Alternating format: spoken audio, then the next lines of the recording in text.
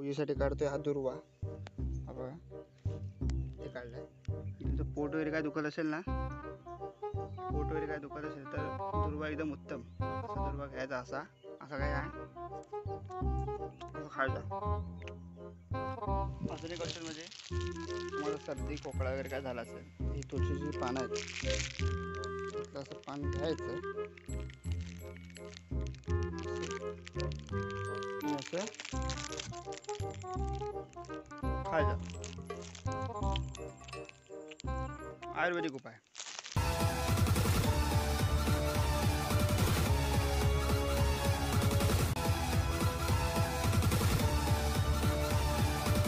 नमस्कार मित्रांनो, तर आज आपण आलो आहोत आमच्या मावशीच्या गावाला, म्हणजे पुरे गावामध्ये. आणि इथे येण्याचं खास कारण म्हणजे आज आमच्या मावशीच्या दोन्ही मुलांचा गोंधळ आहे, लग्नाचा गोंधळ. म्हणजे आमच्या छोट्या भावाचा तो गोंधळ राहिला होता गेली 5 वर्ष, आणि आता मोठ्या भावाचं आता लग्न झालं, तर त्याचा दोघांच्या लग्नाचा एकत्र गोंधळ घालणार आहेत. आणि जिकडे तिकडे काही ठिकाणी परंपरा असते की लग्न झाल्यानंतर सत्यनारायणाची पूजा घालतात किंवा काही वेगवेगळे कार्यक्रम असतात. तसे या गावात कार्यक्रम अशी परंपरा आहे की इथे लग्नाचा गोंधळ घातला जातो. तर आपण त्या गोंधळाची मदतसुद्धा पाहणार आहात. आणि आता आम्ही आलो आहोत ती वडाची पानं न्यायला, जे की गोंधळासाठी आवश्यक आहेत. आणि तो माझा दादा आता इथे दिसत नाही, तो वरती वडाच्या झाडात चढला आहे. आणि ॲक्च्युली काल रात्रीपासून खूप पाऊस चालू आहे, म्हणजे बारीक बारीक धार चालू होते. आणि काल आज सकाळी खूप जरा जोरात पडला होता, अजूनही बारीक बारीक थेंब गळतात पावसाचे. त्याच्यामुळे झाड पूर्ण ओलसर झालं आहे. तर मी त्याला बोलले की सावकाश चढ, परंतु चढला आहे. तो सध्या तसा तर तो एक्सपर्ट आहे झाडावर चढण्यात, कारण तो खूप वर्ष गावाला राहिलेला आहे आणि तो डेअरिंगबाज माणूस आहे तसा. आणि तो पाहू शकता तिथे वर चढला आहे, तुम्हाला दिसतंय का माहिती नाही, आहे तिथे. तर मग गोंधळाची मजासुद्धा आपण घेणार आहात. आणि बघूया अजून त्या गोंधळामध्ये काय काय घडतं किंवा पूर्ण दिवसभरात काय काय घडतं, ते सर्व तुम्ही या ब्लॉगमध्ये पाहणार आहात. आणि हो, लवकरच आपले 500 सबस्क्रायबर कंप्लीट होणार आहेत. तरी तुम्हाला विनंती आहे की तुमच्या मित्रपरिवाराला या व्हिडिओ शेअर करा जर तुम्हाला आवडत असतील तर, आणि त्यांना लाईक करा सांगा. आणि तुम्हीसुद्धा लाईक करा, तुमच्या मित्रांना, तुमच्या परिवारातील सर्व लोकांनासुद्धा लाईक करा सांगा, शेअर करा सांगा, जेणेकरून हे जे सर्व मी जे दाखवण्याचा प्रयत्न करतो ते सर्वांपर्यंत पोहोचेल. आणि जे तुम्ही प्रेम माझ्यावरती दाखवत आहे कमेंट्सद्वारे, लाईक्सद्वारे, तर ते तसेच राहू द्या. आणि चला मग पुढचे सुखद अनुभव घेऊया या व्लॉगमधला. ना ते एडिट करायचं बाकी आहे. अगं वर चढलं, हे पाहू शकता मंडप घातला आहे दारात. आणि ते रात्री म्हणजे संध्याकाळच्या टायमाला गोंधळ सुरू होईल. आणि पाऊस आता पाऊस पडतोय, ते तुम्हाला दाखवतो. कारण रात्रीपासून बारीक बारीक पाऊस, आता पण बारीक बारीक चालूच आहे पाऊस. तुम्हाला ते कॅमेऱ्यामध्ये दिसतंय का माहिती ना, हा दिसतंय कॅमेऱ्यामध्ये. असं मस्त वाटतं एकदम वातावरण, थंडगार एकदम पाऊस पडून. आता आमचा दादा इथे त्यांच्या देवांना नैवेद्य दाखवतोय, जी कोकणात खूप अगदी पुरातन काळापासून एक परंपरा आहे जी आपण जपतो. तर प्रत्येक देवाला आपण कुठलाही सण असो किंवा कोणताही कार्यक्रम असो तर आपण नैवेद्य दाखवतो. तसे आता यांच्या देवाला आपण पाहताय जवळपास 17 नैवेद्य आहेत यांच्या सर्व देवांचे. देवपूजा वगैरे झालेली आहे ना, तर नैवेद्य दाखवायचं आहे फक्त.